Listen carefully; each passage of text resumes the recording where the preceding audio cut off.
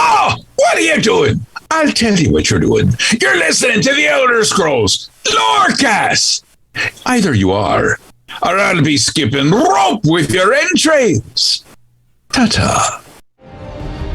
This is the Elder Scrolls Lorecast, your source for lore and so much more.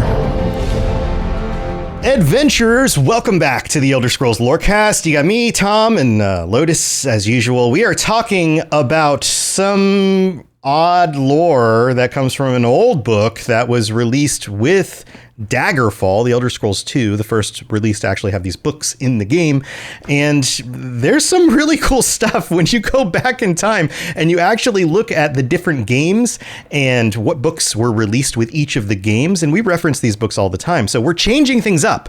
We were talking about the creation stories and the gods and the relations to the different cultures and all of that kind of stuff. And we've kind of covered a lot of that stuff. It got to the point where it started to get a little bit redundant because we've already covered the Daedric princes and those kinds of things.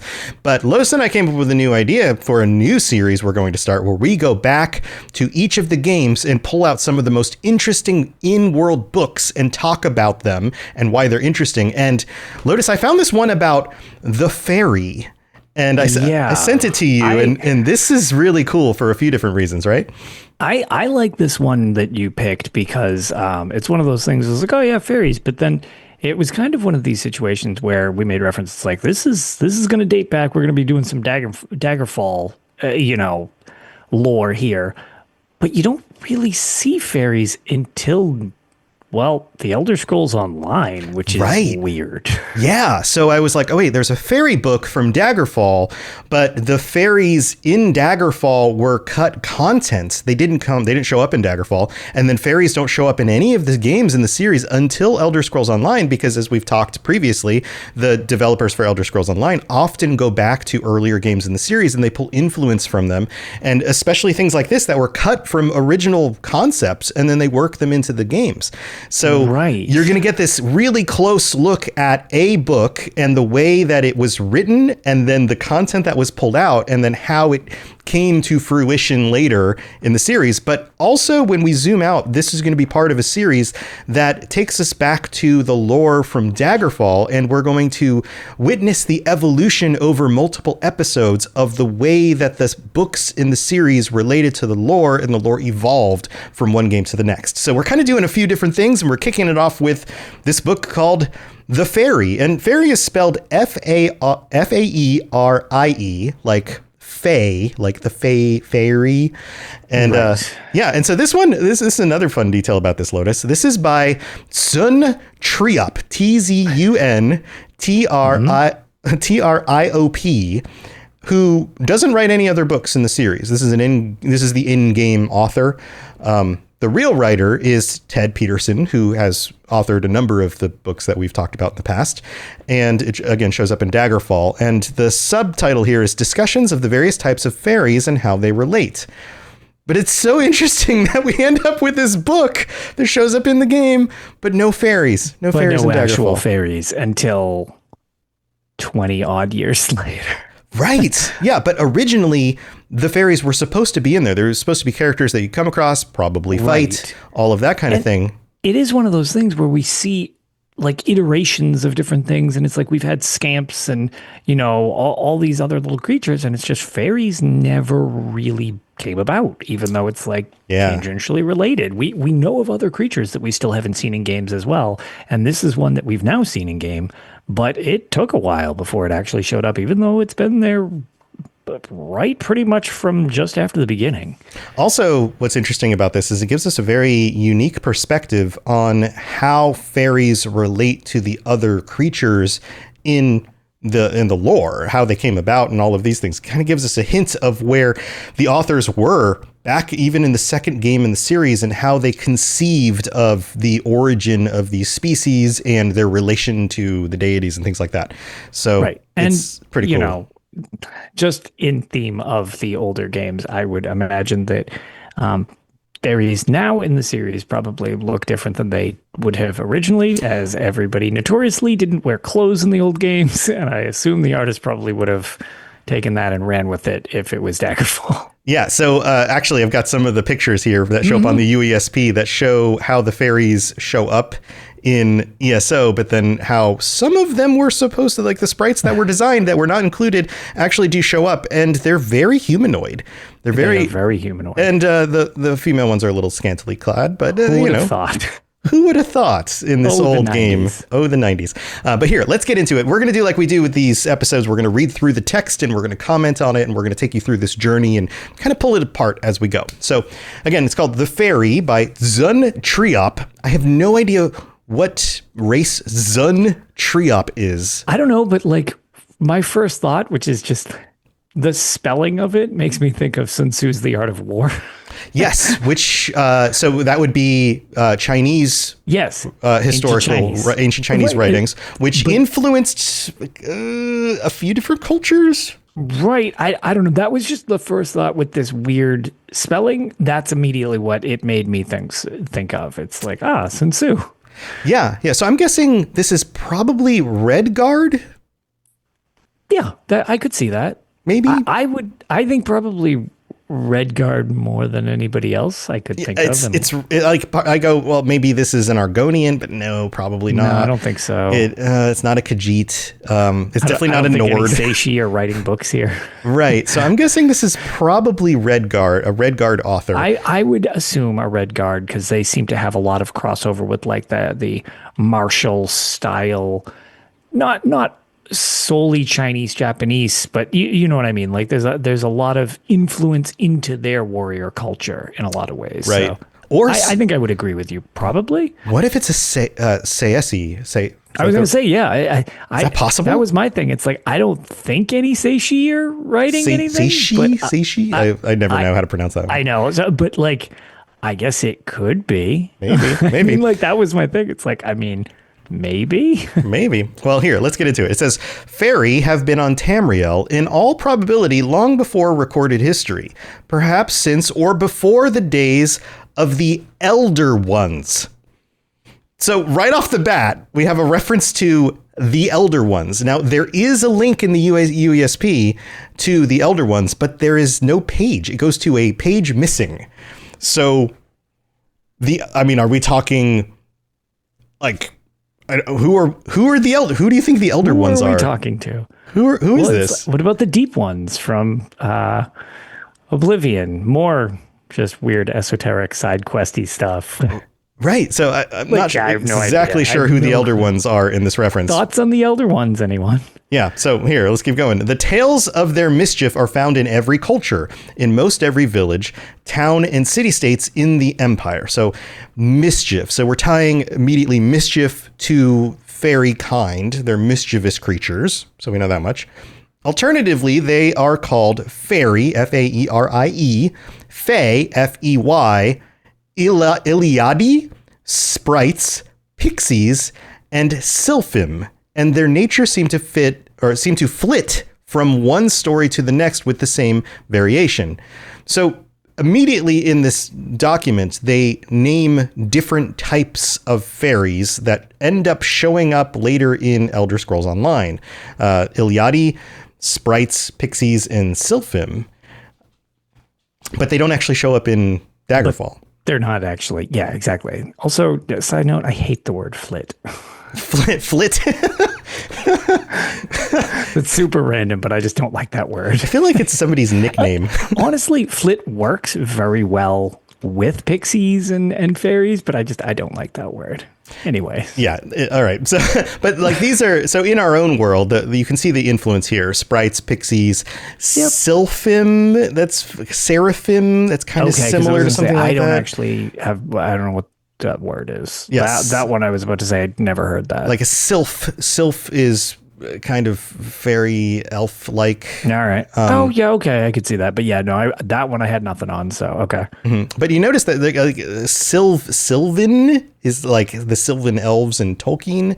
So it's kind of maybe pulling from that also. Some of the ties into Tolkien and the Lord of the Rings / The Hobbit is not ambiguous in the older games. Mm-hmm. Like the fact that you go to Mirkwood and stuff, and I'm like, all right, what's going on here? Like some of these are not really focused on in the series anymore because they kind of found their own path. But originally in Arena and stuff like that, it was like, woof, this is one step from copyright infringement in some of these places. Yeah, yeah. And speaking of Tolkien, I do the Lord of the Rings lorecast as well. And one of the things that Tolkien is known for is his use of the fairy, the Fae.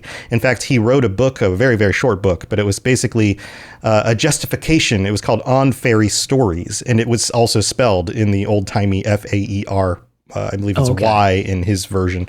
But he justifies why fairy stories are important and the historical emphasis of fairy stories in mythology and in our own real world lore, and the way that those things were used in these old mythologies and fairy tales, and then the way that they were used in the more modern literature of his time, and then eventually worked into his world.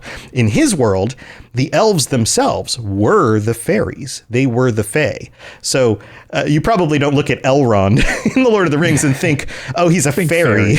He's just a big fairy. But in Tolkien's mind, that was the case. And that's also why when, for example, in The Lord of the Rings, when they visit a place like Rivendell or Lothlorien, all of a sudden the world feels different. It feels as if they're entering a space that's separated from the regular world. They're going into this magical, mystical kind of realm where things are both beautiful and dangerous all at the same time. Gotcha. And he justifies this, and you can tell that the writers were pulling from that kind of justification. Heavily influenced. Absolutely, absolutely. And, it's Tamriel is full of elves and men and all of that. Without a doubt. And again, like I said, the series has crafted its very unique world in a lot of ways. But if you play the original, especially Arena, a lot of it is just like, this is the most generic fantasy tropes like imaginable in a lot of ways. And then it's expanded and, been crafted into the world that we know and have 5 years of episodes of. Yes. So you can see that, that's still part of the influence here. And you wouldn't be surprised to find out that these fairies are somehow still connected to the elves in Tamriel, at least according to this document. And of course, the lore has evolved and changed a bit since then. Sure. But if you can tie all of these things back to descendants of these godlike powers who were reduced and eventually became mortals who live in this world, and the fairies were just a different type of creature like that. But also mankind is still kind of a type of creature like that, even though there's debates about that and all of that. Like everything eventually comes from descending from the gods. And we've talked about that a lot. Right. So it goes on. It says, it could almost be said that fairies are anything unpredictable in nature. Now, that is a broad definition. Anything unpredictable in nature. And it hints back at that idea that the world of the Fae, the world of the fairy, is unpredictable. It's dangerous for mortals. But it's also beautiful and mysterious. That kind of thing. Right. Which is interesting, though, when you talk about it in the context of the Elder Scrolls, because one of the things that sort of like the Daedra are fascinated by with mortals is their unpredictability. That's kind of the whole gimmick to Lorcan, is like, this is kind of like that whole free will. And it's like, well, okay, but they're kind of just doing their own thing. That's weird. Yeah. It's almost like the things from different realms both find each other mysterious because they're atypical to the things they're used to. All right, so let's move on to the second paragraph. It says, the noted scholar, funny name, Artabazus, I love it. Artabazus, studying at the time in the Crystal Tower of Somerset Isle, developed an interesting, if controversial, theory about fairy. Artabazus has got to be like a high elf, right? I would think so, but it's also very similar, again, in the Redguard sense. The new companion from ESO I'm spacing on how to pronounce his name, but very similar. Oh, Somebody screaming. somebody in at chat's me. going to put it in here because I'm so bad at names. But whatever. That's who I'm talking about. Yeah, so he also has a link that goes to an empty page on the UESP because there's no other lore. This is it. Like the page would simply refer back to this document because as far as I know, this is the only place that name even comes up. Based on my searches online, there's really nothing else we know about this Artabazus. But also, just for anybody screaming at their systems, I actually wasn't thinking of, I mean, actually, I guess it can apply to that, but I was actually thinking Rada al-Saran, the vampire from, the Red Guard vampire from the whole Greymoor chapter, actually. So that wasn't even who I was correctly thinking of, but I guess it ties into more than one Red Guard, but just so people can stop screaming at their sets now. Got it. All right, so let's, well, we've got a reference here. Alcatraz Prisoner 01? Prisoner 01. It says, Azander? Question? Azander, correct. Thank you. Love that. Yes, that is correct. Azander. Thank you. So there you go. But yeah, definitely not the same name. He organized the Fae variants on a chain. Get this. Beginning with the glimmering sparks called pixies or Willoki by the Red Guards at one end and the godlike beings such as Gatius, Geheatus, Conus, Chonus, and Sigria at the other. That is the most imperial name I've ever heard of. Do these ring any bells for you? No, that just sounds imperial AF. Just because that's just like an amalgamation of Roman nonsense. Yeah. Well, here, check it out. There's some concept art of the Gatus here on the left side of the screen that I'm showing right now. And he just looks like a big red demon, like a giant demon thing. So, and this was concept art done for Morrowind. But interesting. That's about it. There is a page about Gatus. It says Gatus or Gatius, E-U-S or U-S, are Fae variant considered to be ancient godlike beings that inhabited the Somerset Isles. According to legend, they are rock spirits that took the form of a man or a group of men who formed by the earth itself, and they are said to have been surrounded by a host of minor Sylphim. They were once far more common and attacked the early Aldmer, but were fought off by Torinan's use of ancestral lore and meteoric glass to channel ethereal energy in the form of lightning, ice, and fire to kill them. Wow, that's a lot of words. We channel ancestral lore all the time. Can we shoot lightning? Does that mean we can take out rock demons? That's pretty sweet. I don't know. And this I would like to think so, but also this sounds like almost like a storm atronach, but instead of lightning holding it together, you've just got little fairies spinning around and that's keeping it together. Yeah, right.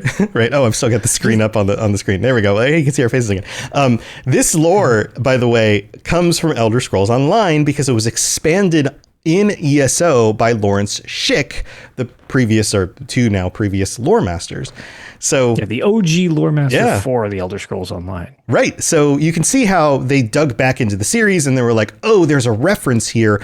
What the heck is that even? And so they made it a thing. They expanded on it and made it a thing, which is pretty cool. So I love the fact that ESO pulls from stuff way back in the original. They definitely, a lot of people are mixed on ESO, just from even just the multiplayer aspect, but from the lore sense, they do take so many pulls from just these original games where they really pay attention to a lot of the source material, which I appreciate. Some of it they change, but obviously, stuff does change over time. But the amount of original stuff they've pulled from the OG text or the OG games, I think, is really cool. Yeah. Now it does mention Chonus and Sidria, which don't show up again. There's really nothing other than godlike beings that are referred to as fairy, and that's it. There's not much else we can go on with those. Those haven't been brought back into the series or anything. But here, let's continue. In the middle are human and semi-human beings generating up to intelligent trees, brooks, rocks, even mountains. So whoa. Hold on. Let's put this all in perspective. Fae-like beings that were called these things, right? Like, so these are organized. The whole concept of this paragraph is this Artabazus is organizing not just fairy, but like everything in the spectrum. And he starts with like pixies, like these little light fairies, basically, and glow small bugs in fairy form. Yeah, little glow bugs. And then eventually he gets to these bigger, more godlike beings. And then transitions into, and part of the same series of creatures, human and semi-human beings, and then extended up to intelligent trees. What's that sound like? Yeah, we got Ents coming out now. It does sound like Ents. But I was thinking. I'm telling you, I'm not going to deny the original post. I was thinking the Hist, but we don't really have Ents. I thought we were still going on all the very strong pulls. It does. You're right. Tolkien. But okay, yes, if you want to stay.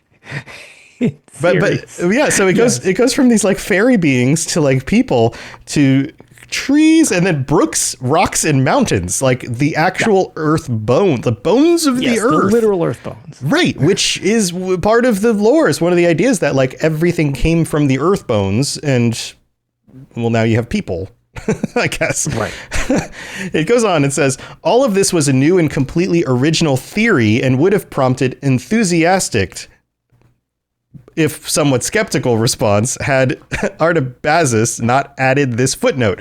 Quote, it may be that elves as a whole are part of this chain above Willoki and below Nephrine. He didn't even mention Nephrine, but that's where the elves go. But yeah. And then he says this. They certainly have similar features and propensities for magicka as the other fairy. So he's starting to draw this comparison and connection to all of these creatures and how all of these creatures could be related and descended from either godlike beings or the earth bones themselves, is really what seems to be implied here. Are you reading it the same way I am? That's exactly what it sounds like to me as well. It's just kind of like, yep, it's, I don't know, like a tiered hierarchy here of creation. Yeah. But it like he's now drawing connections between magical fairy beings, humans, elves, intelligent trees, and the actual structures of the, well, not Earth, but world. Nirn. Of like, Nirn. Yeah, of Nirn. Right. Like, and he's saying like all of these things are related. It's just that they all just kind of have different hierarchies. But he's You're right. But he doesn't put the mountains and like the rocks at the bottom of the list because they're not intelligent. I wouldn't say that it's a hierarchy in terms of value, just a hierarchy in terms of like order. Or scale, so. Maybe? Yeah. How much fairy is involved? I guess. Or yeah, maybe the rocks of the earth themselves are the least magical things. Right. Is it the least imbued with fairy? Right. Or the most, like whatever the scenario. Right. It's interesting, right? Like it kind of lays it out, but it doesn't really clarify that. Now, there's still two more paragraphs, so let's go to the next one. No elf liked to be put in a hierarchy slightly above whimsical pranksters like the Willoki, and Artabazus, I'm going to keep butchering this name, was challenged on his assumptions based on very slight coincidences. Nevertheless, with modification, his fairy chain theory has gained wider and wider acceptance since its publication. So even back in Daggerfall, when this was written, the idea was that like the elves are so, well, don't group us in with everybody else. We are our own thing, descended from the gods, and should be gods ourselves. That, and the other thing that I actually feel is worth noting that I really like about this is that there's scholarly debate over the validity of this text in world.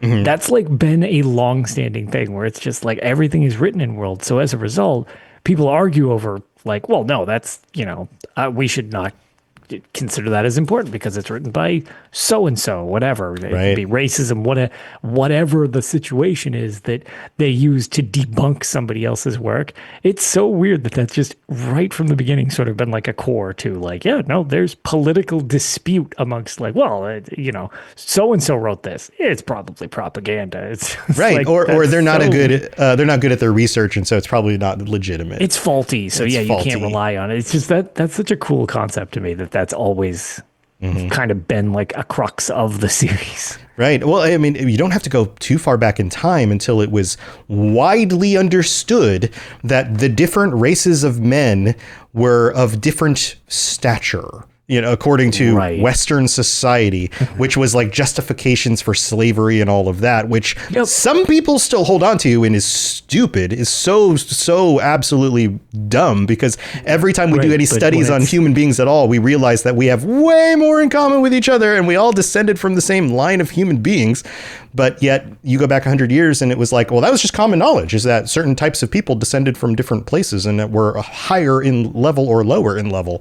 Right. Which is, and once those things are kind of intrinsically taught to people, it can take a long time before you get that out of what is assumed to be just like, yeah, that's just how it is. Right. It's like, yeah.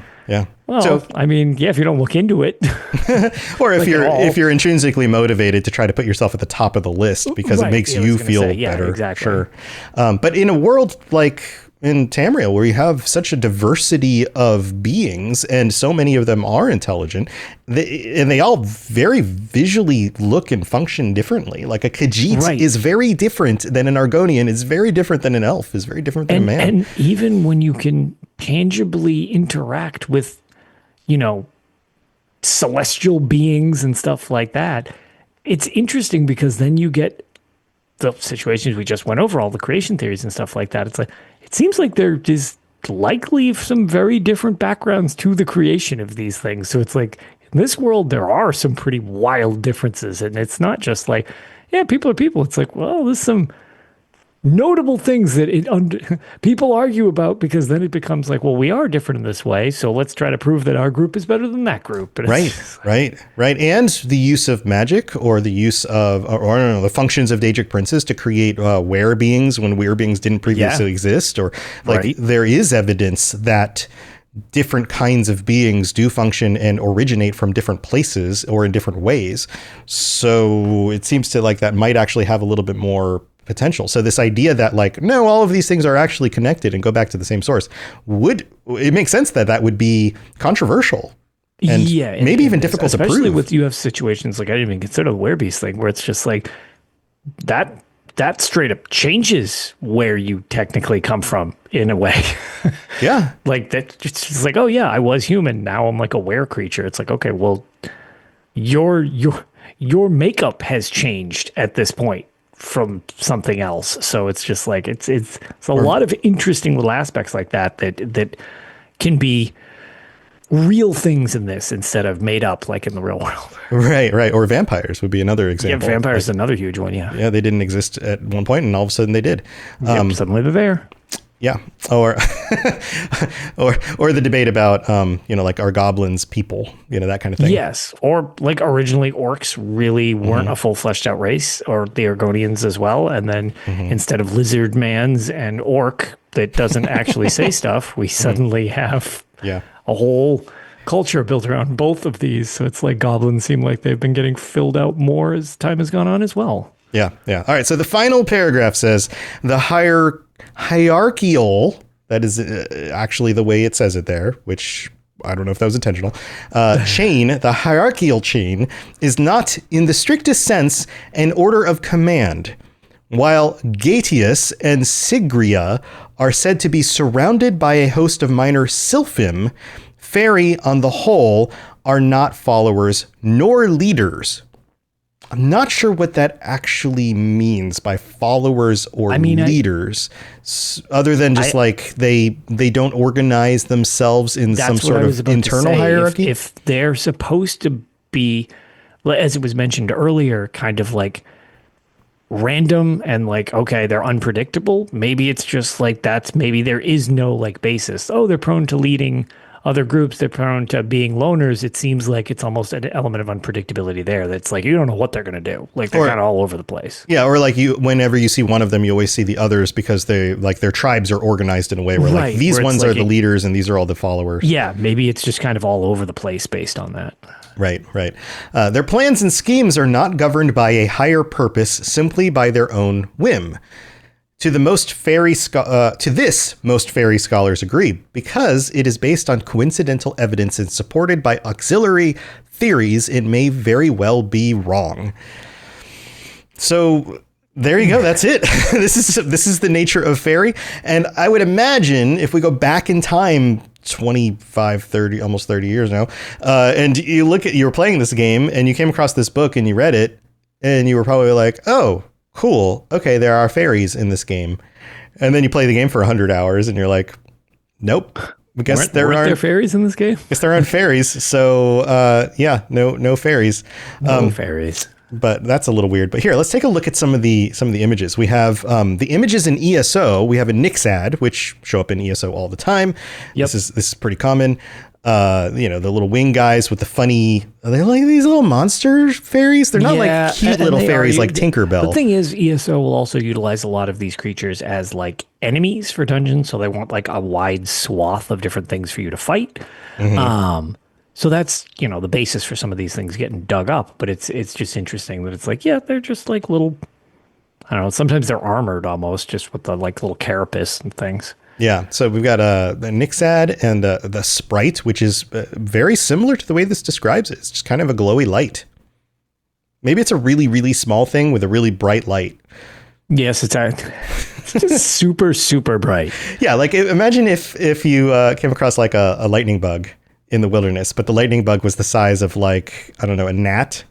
But it was like really, really bright. An 80-watt bulb. Right. And so it would be really hard to see the actual body and it would just look like a floating light. That's kind of what that is. But here's what I really like. You have in Blades, Fairite, which is based off of fairies. It's like a rock. It's like a material. But these images are actually very interesting. The Fae, unused Daggerfall NPC, this picture of a woman with what looks like just shiny golden makeup on her face. But this is supposed to be a Fae. And then you have this purple-haired regal fairy with scantily clad, kind of this like mid-toned, like almost like tan skin. Pointy ears, so kind of elfin-like, but purple hair. I don't know. This design, if you were to just show me this design, or any of these, the Regal Fairy, which is like a male figure in a robe with a big fuzzy cape, or alternate fairy sprite, which just kind of looks like a dude. Like this could be some Breton in some fancy outfit. And also the alternate fairy sprite is like a female version of the same one from earlier, but both of these have brown hair. They just kind of look like regular people. Right. Like if you show me those and you were like, okay, what game is this from? I mean, I know what the sprites from Daggerfall look like, and this doesn't feel like the other art in the same way that those other things do. Yeah, and that's a thing. Sometimes like you can have a same setting, but the art style can feel different. And I feel like this is very much that, to your point. Yeah. So we have a few other things here. I showed this earlier. The possible Gatus concept art, this big looking demon thing, fighting some, I don't know, heavy metal woman elf with it's actually this is Storm from the X-Men. All right. In skimpy clothes. We haven't crossed over into enough other IP yet. And then there's of course the Spriggans, which show up all over the place, and the Nereids. Nereids? These Nereids. Nereids. These water sprites that show up with they're of course, for some reason all of these fairies are like the most busty women you've ever seen, but like I said. Now, what's even stranger than all of that is the fact that dragon fairy or fairy dragon scales did show up in Daggerfall. And there's a picture over here on this side that shows, and it gets even smaller when I try to zoom in because the actual size of the sprite is so small. But it just looks like, basically looks like these grapes, like just purple grapes to me. Yep. So there you go. But this is some of the ways that they dug this stuff back up and brought old lore that never actually made it into Daggerfall. And we don't know why it was cut. That's the other thing. Was it cut because they were just trying to push the game out and they hadn't finished some of these characters, some of these enemy types or whatever. Or did they like, this isn't fleshed out enough, we'll just pass on this for now? Yeah. So we don't know why they were cut, but they did show up in the book, and the book was still okayed to be in the game, which makes sense. You would want to kind of fill in the game with the books that you'd written, and you did the work, so why not put it in there whether there's actually these beings that you come across in the game or not. That part, I could see the justification for why that wouldn't matter too much.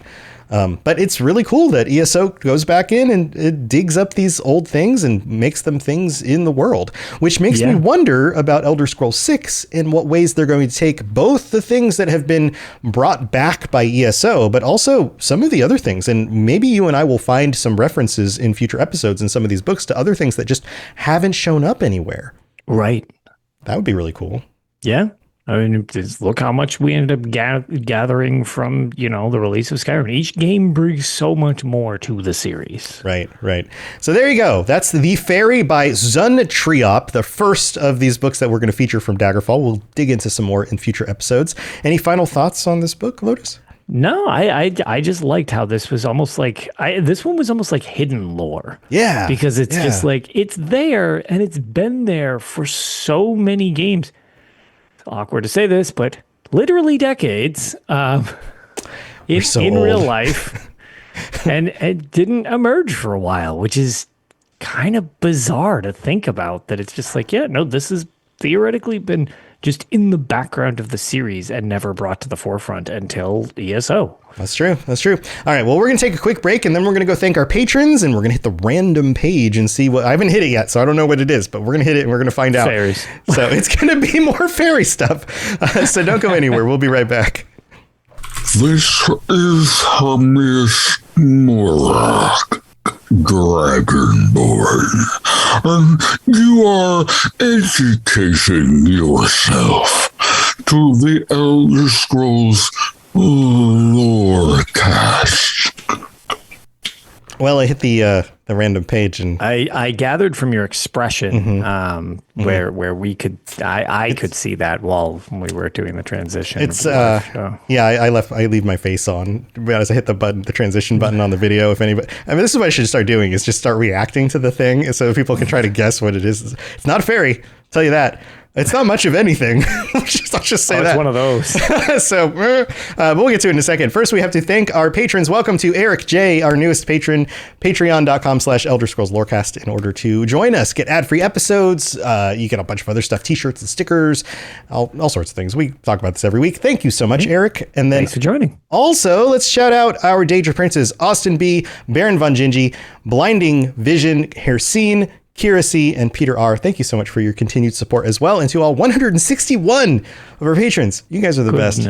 Thank you so much. Thank you, everybody. Thanks for being here. Also, we got a new, actually, we didn't get a new review. I'm hallucinating. We didn't get a new review this week, but if you leave a 5-star... We're almost to 1,000 reviews on Spotify. Oh, wow, that's great. That's great. We can tell more people listen on Spotify than on Apple, because on Apple, we're like sure. 325. Apple used to be the big hotness. It's definitely Spotify now. It's definitely... Spotify is like more than double our listenership from Apple. It's the same exact thing on Tails.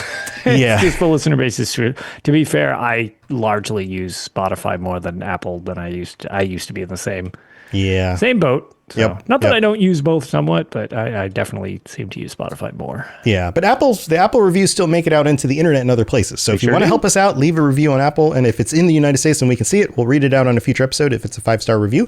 And who knows? If you leave one, we'll get to it next week.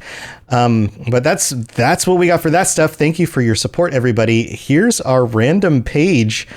It's from Elder Scrolls Online, People, and it says, Winterborn Reach Mage. The very first note under that says, this page contains depreciated information about Elder Scrolls Online content. The content described here was removed from the game after one of the updates. So there are no more Winterborn Reach Mages, which is funny because we just talked about Reachmen in the last episode. And the one note here says, Winterborn Reach Mages are Reachmen of the Winterborn clan. I don't know why or what would have happened that would have removed this from the game. I wish it would explain it on the page, but it doesn't say. I actually feel like I need to update this page. I got to figure out, would we kill too many of them in one of the dungeons? What the hell happened? We do have a hint. The location is Gold Perch Cavern. So if you go to Gold Perch Cavern, I guess there are no longer any Winterborn Reach Mages. Race is Reachman, gender varies, health 29,870, hostile, class Reach Mage, factions Winterborn. I don't know why this would have been removed. So maybe there's a mystery. I'm going to look into this and see if I can provide any fun follow-up next show. Yeah, this would be interesting. And who knows? I'm going to this location. You could update the wiki, and then if there's actually still information about them. So I'm intrigued. Stay tuned next episode. How's that it's a mystery? I'm very bad at promoting like that, but I'm actually going to try to look into this because I'm very curious. If I can find anything, I'm going to bring this up. There you go. So it's a mystery. If you know, let us know. Jump on the Patreon or Discord. And could save me the trouble of going here. Feel free to let us know. I feel like this is the kind of thing one of our the people who show up in our live stream regularly would be like, oh yeah, it's actually this, and we'd be like, oh. Somehow you knew that. That's cool. Or this will be some random tidbit. Shout out to Weather Dragon from UESB. I feel like these are the type of random nuggets of use. He's just like, oh, yeah, it was this patch that got rid of it for this reason. I'm like, huh. Okay. All right. Touche. You're one of 3 people who know this outside of people who work at ZOS. Yeah. So there you go. That's our random page. Thank you, everybody, for tuning in. Lotus, you got anything to share before we head out? No, we're actually trying to coordinate our next episode of Tales because we're going to have a fun guest to discuss the whole Florida event that you were at, as well as QuakeCon. Ooh. So scheduling, because it's hard enough to schedule just me and Ark, we're bringing on a special guest for this episode. We're working on timing, but stay tuned. We should have that episode pulled together pretty soon, hopefully, so we can discuss those events and also all the stuff happening in the Elder Scrolls in general. Very cool. Very cool. Looking forward to that. And I'm still working on a special little project that I can't reveal yet, but I think it's going to be super cool. And it's the kind of I told Lotus about it last time. And very excited. It's getting closer and closer to launch sometime in the next few weeks. And I think it's going to be something that a lot of our audience is going to be absolutely in the target audience for, even though it's not specifically Elder Scrolls, although it could be Elder Scrolls connected. Ironically, I'm the target audience when you told me about it. Yeah, I am too. I think a lot of us are. Yeah. So some stuff coming. Robotsradio.net for the rest of my shows and all the other shows on the network, and just go check stuff out. You guys know how this stuff works. Thank you for tuning in. Thank you for being here live chat. And until next time, if you see a fairy floating around in the world, now you know where the origins of that comes from in the Elder Scrolls. So cool stuff, right? All right. We'll see you next time, everybody. Have a good one. See you later. Thanks for tuning in to the Elder Scrolls Lorecast. Check out robotsradio.net for more podcasts just like this, and join us on the Robots Radio Discord. Be part of a community of over 5,000 people who are excited about video games and so much more. Robots Radio. Games, lore, stories, community. Just press play.